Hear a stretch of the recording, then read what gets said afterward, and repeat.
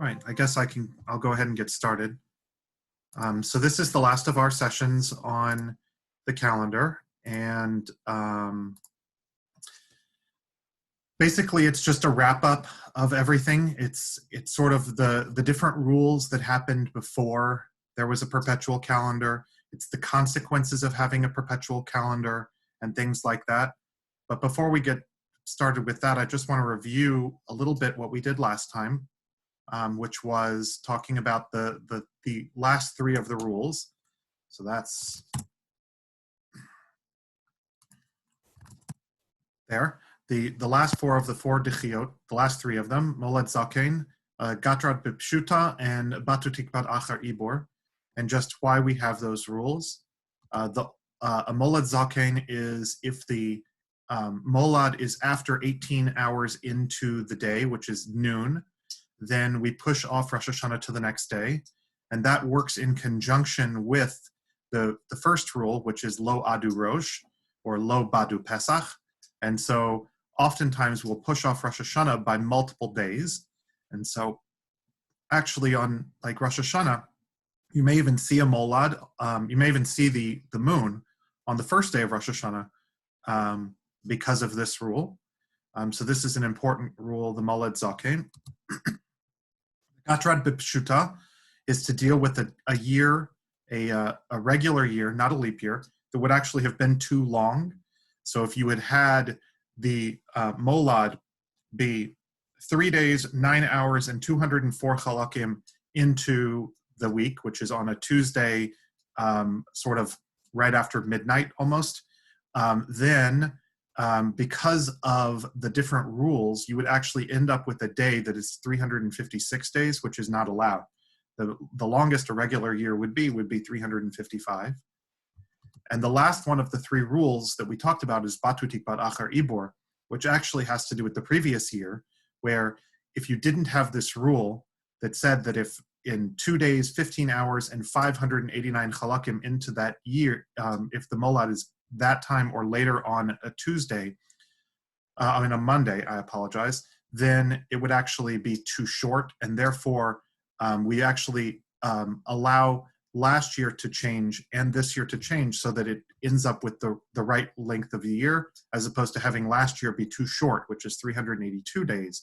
The shortest day a leap year can be is 383 days. And we talked about how we pretty much have only those 14 different types of years. We talked about why there was no gesha, which just has to do with simple math, that every single year that is a leap year, where Rosh Hashanah starts on a Tuesday, the next year Rosh Hashanah will always be on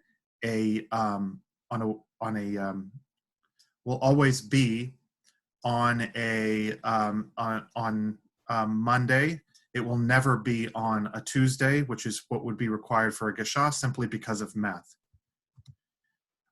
And we talked about the examples of each of the 14 different types of years. You can see them all within a century, but again, there's no relevance between the 14 types of years and the 19-year cycle. So within each 19-year cycle, you could actually have multiple of a particular type of year, or you could have none of these types of years. And that's one of the things that we're going to be talking about today. So today we're going to talk about a lot of different things. It's sort of a potpourri of the final concepts related to the calendar. It's probably not going to take as long as our previous sessions, but I just want to cover a variety of topics. So we're going to talk about the solar year. We're going to talk about what did they do prior to the establishment of the perpetual calendar. When did they have a leap year? And then we're going to talk about the drift of Rosh Hashanah over time, how Rosh Hashanah every few years, every about 250 years, moves forward a day on average. What does that actually mean? Because the calendar is tied to the lunar cycle. Rosh Hashanah has to be tied to a new moon. The new moon doesn't move forward a day every 250 years. So what does that mean? We're going to talk about an idiosyncrasy in our calendar related to V'tein Talu Matar, which actually uses a different cycle. It actually uses a different calculation of the year than our regular year, and so why that moves. We're going to talk about Hanukkah, which I briefly covered in our first class of how that works. Birkat HaChama, which is a blessing that we say every 28 years. Why do we say it? What does 28 have to do with anything? We're going to talk about, is there a better cycle than the 19-year cycle? And different options there, and whether or not we actually care. And then we're going to talk about Parshiot facts, some calendar fun facts, and then I'm going to show you my calculator that I made that will actually generate a code for any year in history. So the first thing to note is about the solar year. So prior to the establishment of the perpetual calendar, the goal was that the Tekufa of Nisan, that's the equinox, should always fall about the 16th of Nisan or later. I mean, if it would fall on the 16th of Nisan or later, then you make it a leap year. That means that Pesach, which is the 15th day of the month, will always be in the spring. Makes sense. So the assumption of the Yad Ramah is that our fixed calendar is based on the idea that at the beginning, that would be year one of every single cycle, the Molad of Nisan is equal to the Tekufa of Nisan. And so I've plotted here generally where the equinox relative to the calendar is. So in year one, the calendar is about 9 hours and 35 minutes plus of the equinox, which makes sense. You get as early as year 16, which is negative 15 days, 6 hours and 25 minutes. That means that Pesach will be very early that year, or year 8, which is plus 12 days, 20 hours and 0 minutes is the latest. So that's when you get Pesach going almost till May. Last year was year 3. So last year you see it's plus 8 days, 4 hours and 6 minutes. So last year Pesach was quite late actually. It was near the end of April. But in year 8, it will actually be later than that. That's when you get Rosh Hashanah starting on October the 5th. And every 19 years, the cycle sort of repeats. Remember, it's not exactly right. So what does that mean? What does it mean that it's not exactly right? The average Hebrew year is 365 days, 0.246822. That's our year cycle. But the average Gregorian date is a little bit shorter.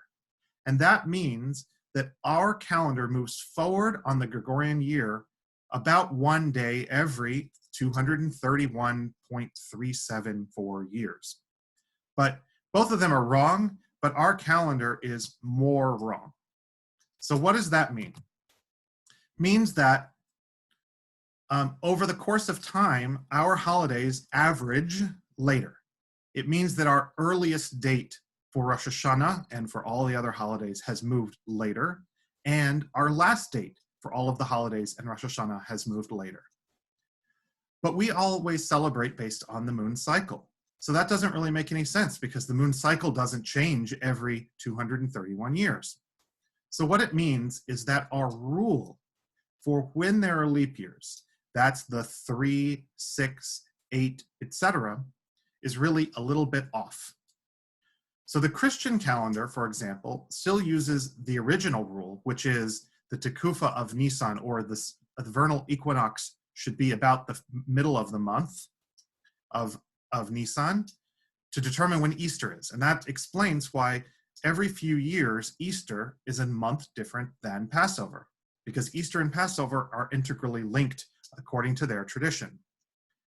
But what this means is that every time that our Passover is very late, or our Rosh Hashanah is very late, what we would have done was delayed that until the next year. So if we had followed the original rule, last year, for example, would not have been a leap year, but this year would have been the leap year. And thus, this year, Rosh Hashanah would have been much later, and last year, Rosh Hashanah would have been very early. But because of the way that our cycle works, we have a fixed year of each year in the cycle. Is that a Peshuta, or a regular year, or is it a leap year? So these are some interesting facts about that. Every 84,507 years, the Hebrew year would come back to where it began. So that means that 84,507 years from now, Rosh Hashanah will be the exact same date that it is this year. In the Hebrew year, 25,963, that's Gregorian year, 22,203, Rosh Hashanah actually falls out on January the 1st, which is very interesting. In 308 million years, because of the fact that we gain time, and that the Hebrew year and the Gregorian year will actually be the same. Hanukkah and Thanksgiving cannot fall out on the same day again until the Gregorian year 79,811. If you remember, that happened about 3 years ago, I believe. And in Hebrew year 18,876, Pesach will no longer be in the spring, it will be in the summer.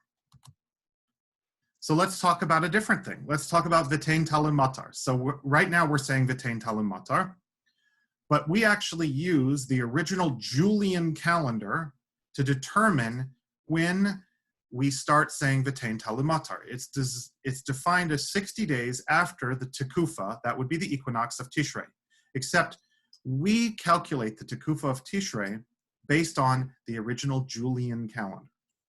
And every single year, you gain 11.25 minutes. So it adds up. According to Shmuel, we gain a day every 129 years. This is why Pope Gregory established the rule of 100 and 400. So that explains why every year that ends in a 100, but not divisible by 400, is not a leap year, because that would be one every 300. That's about the same amount of time. So every 129 years, the Tekufa of Shmuel gets a day later. Right now, that's October 7th, which is why we start on December 5th or 4th, depending on whether or not it's a leap year. In 2100, it gets a day later. So in the year 41,019, you'll actually start saying V'tein Talum Matar on Pesach, which is after you stop saying Mashiv HaRuach Marita Geshem. So it's a little bit of intricacy. Hanukkah is a different case. Hanukkah is the only holiday that is not tied to Pesach, either the preceding year or the next year. And the reason for that is because both Kislev and Cheshvan are variable years. The actual day that Hanukkah ends is variable. It's the only holiday that actually has a variable date as part of it. So based on our 14 possible years, Hanukkah can never fall out on a Monday night. But let's explain why. The number of days between Rosh Hashanah and the start of Hanukkah is always either 83 or 84 days, because remember, it's the 25th of Kislev, which means that the only month that determines the length of that period of time is Cheshvan, which is variable. 84 days is exactly 7 weeks. Thus, in any year where it's on it's the Cheserim or Kasidron, that would be any month where Cheshvan is 29 days. Hanukkah begins on the same day of the week as Rosh Hashanah. I'm sorry, it begins on one day, on the day of the week before Rosh Hashanah. That would be 83. In a full year, that would be when Cheshvan is 30, that's 84, and then it starts on the same day of the week. Rosh Hashanah can never fall out on a Wednesday, which is the only way where that would happen. It would actually fall out on a Wednesday, where Hanukkah could fall out on a Tuesday. And that would be a Gesha year, but Gesha year doesn't ever happen. And so therefore, Hanukkah never falls out on a Tuesday. It's the only day of the week that it never falls out on. It never falls out on a Monday night. Birkat HaChama is something a little bit different. Birkat HaChama is a blessing that we say in Nisan every 28 years. Again, this is calculated based on the Julian calendar or the Tekufa of Shmuel. Since every year is 365 days and 6 hours, and there are 7 days in the week, therefore the sun, on tradition, is in the same position as it was during creation every 28 years. That's 6 hours divided by, or 24 hours divided by 6 hours, and 7 days of the week. So it's 4 times 7 is 28. And our tradition is that the sun was created on a Wednesday at 0 hours. So whenever that falls out, we say the Birkat HaChama that particular year. That was a few years ago. And we don't really worry about this. It's tradition. It's not based upon actual science in any way, shape, or form. So the question is there a better cycle than our 19-year cycle? Our 19-year cycle is not perfect.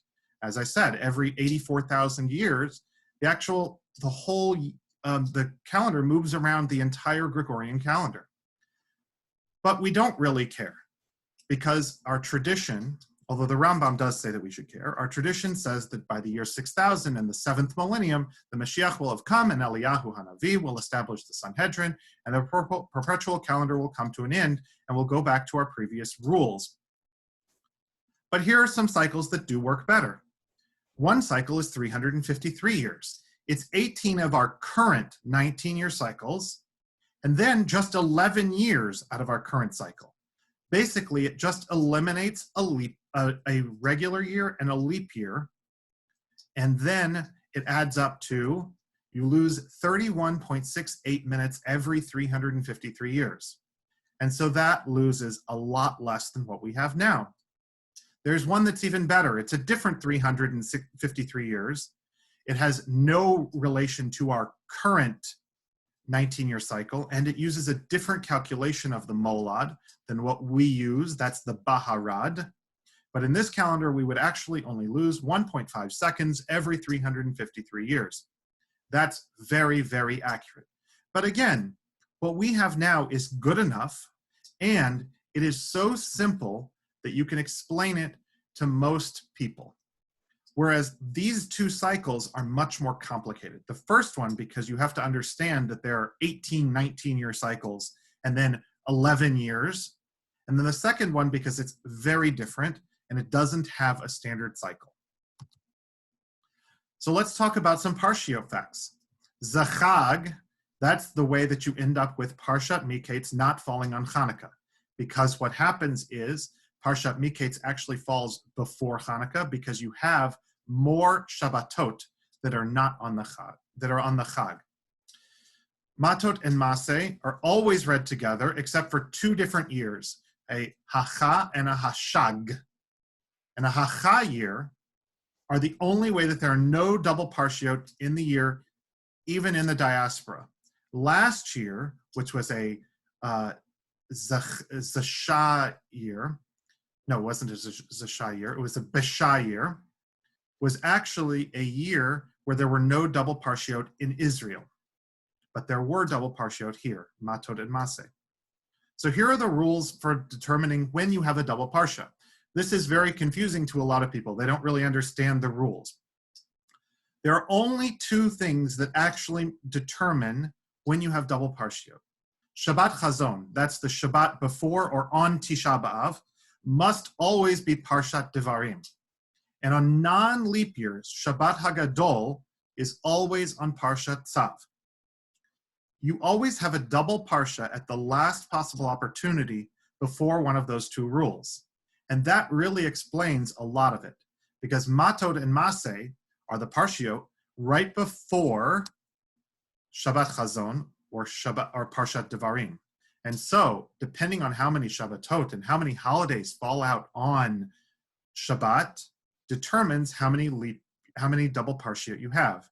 But the most important determination is whether or not it's a leap year or not.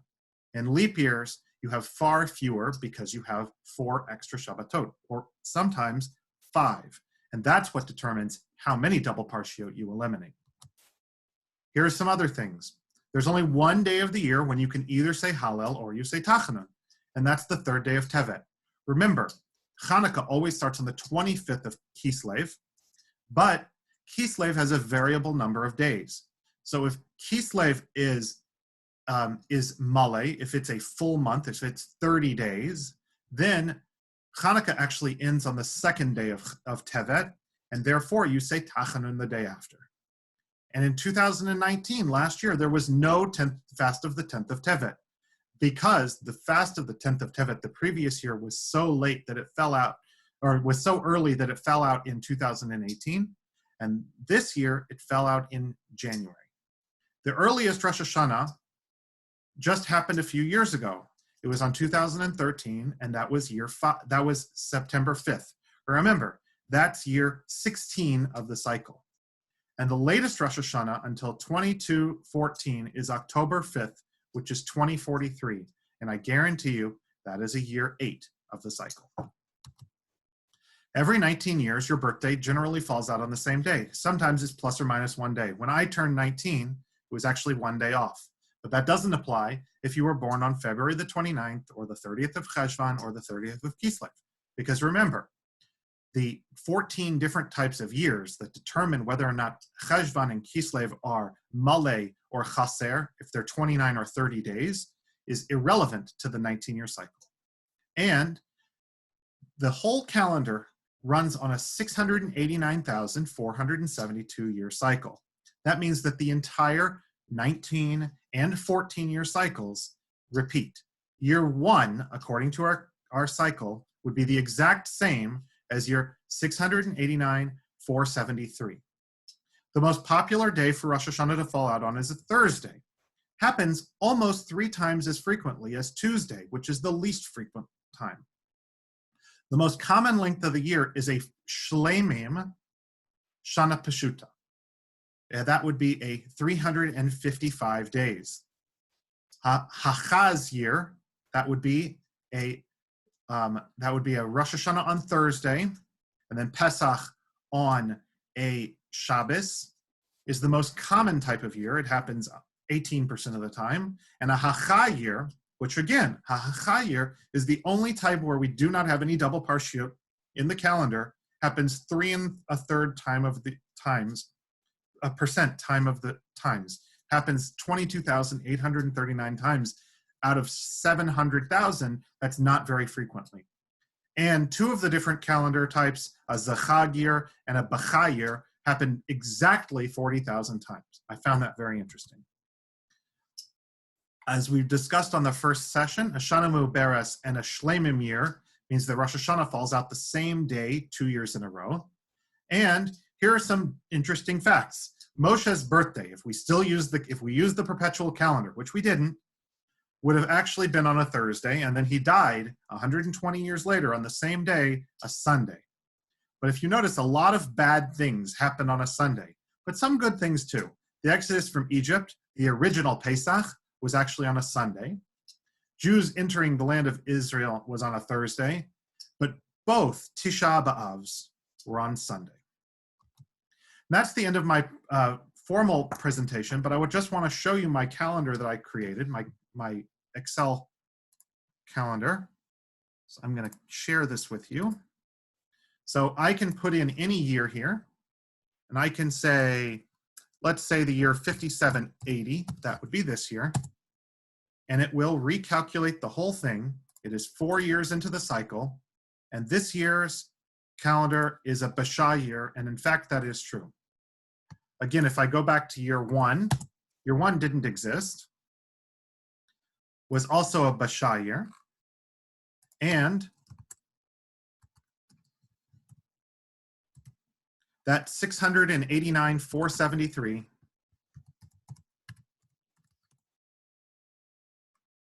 was also a Basha year. Year 2 is a Zeshag year, and so is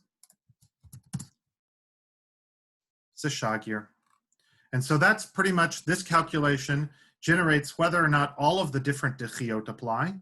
It tells me if it's a Tuesday, if it's a Gatrad B'Pshuta, a Batu Tikpat Achar Ibur, a Molet Zaken, and a Lo Adu Rosh. And the reason that I calculate them in this order is because all of these are subject to each other. So if it's a Molet Zaken, it could also be subject to a Lo Adu Rosh, and therefore you have to run them in a particular order. So that's pretty much the end of my presentation. I'm going to unmute everyone. So if anyone has any questions, I'm happy to answer anything that anyone has. And I thank you all for coming to all of my shiurim. Good stuff. It's really interesting. You should sell that calculator. My calculator, I don't need to sell it. I'm happy to give it away for free. It's a very cool little calculator. If you know a lot about Excel, you can build just about anything in Excel. Well, it's a skill. Well, Yasher Koch, this is a great series. Thank you. Yeah, thank you. All right. Any other questions? Yes, Scott. Hmm. When the calendar is such that the holiday, is it Rosh Hashanah, comes out in the summer, or do we have a method to fix that? Is what I'm asking. Right. So the actual answer is there's a very easy way to fix any of these problems. You just see if you lose a day every 231 years, that means that every 30 times that, so every 7,000 years, you get rid of a leap year. You just make a year that's not a leap year. And if you do that, then you pretty much reset it back to 0. Do you think we would be out of isolation by then? I certainly hope so. The truth is, we don't have to worry about that problem. Oh, Right. I don't think that any of us plan on living another 5,500 years in order to have that problem. We're hoping that Mashiach will come before then. And he can make things right. Right. You establish the Sanhedrin and you get rid of the perpetual calendar and you get rid of the problems with the perpetual calendar. oh. I remember somebody came here once and talked about intercalation, but it didn't sound nearly as complex as yours. Right. It's not very complicated. It's just a lot of simple math. Like most of it's addition and subtraction or multiplication. And my calculator actually has other sheets. Let me show you that real quick. It has other sheets that I use to generate all of my stuff. So I can actually, multiply, for example, 12 months. This is the length of a month. And this actually tells me, and it actually generates it based on taking all of the coefficients here. So it takes the 1080s and makes them hours, etc. And so you end up with 354, 876, and that's actually what you end up with. So if you went back and looked at my calculations, it does that. You can also do a relative to Baharad calculation here, so I could tell you what the molad is based on this. You can also add and subtract. You can add chalakim together in order to get what you're looking for. So these are helpful little tools that I've used because I didn't want to do all that math myself. It's just too annoying to do base 1080 math. It's not particularly fun. I missed the very beginning of the first session. Yeah. It was long ago. It was that you told the beginning of each month by whether the moon had been seen or not. Right. That's correct. Based on whether or not you saw the first sliver of the moon. Right. Right. But so has the calendar since been solidified so that that no longer matters? It doesn't matter at all. And the only molad, the only one of the molads that actually counts for anything in terms of how the calendar functions is the molad of Tishrei, which determines when Rosh Hashanah is. But even that, with all of those different dichiot, you could actually add 2 or 3 days to that amount. So it really is not that much relevant. It's more based on just when Rosh Hashanah is the next year. This is fascinating. Right. What are we to do with it?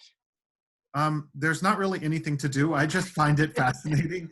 I just love looking at the math of how the calendar works. And so that's why I titled the class, why Yom Kippur never falls out on a Tuesday, because that's really the hardest one to understand. There's no good reason why Yom Kippur itself should not fall out on a Tuesday. It has to do with Hoshana Rabbah. And so understanding the connection between the different holidays and understanding how everything relates to Pesach, but really everything relates to the Rosh Hashanah, and how, Yom Kippur is the 3rd day of Rosh Hashanah, so to speak. It's not really the 3rd day, it's the 10th day, but it's the same day of the week as the day after Rosh Hashanah. And so trying to understand, how does that work? Why you always get one Shabbos Shuvah, for example. You always have a Shabbos Shuvah because you have an entire week between Tzom Gedalia and Erev Yom Kippur. Since Erev Yom Kippur is never on Shabbat, you don't have that. And Tzom Gedalia is obviously never on Shabbat. It can be on Shabbat. So there's just a lot of different rules as to why things fall out on different days. And it's very fascinating to me. Wow. Thank you. All right. Yes. Thanks everyone for coming. Thank you.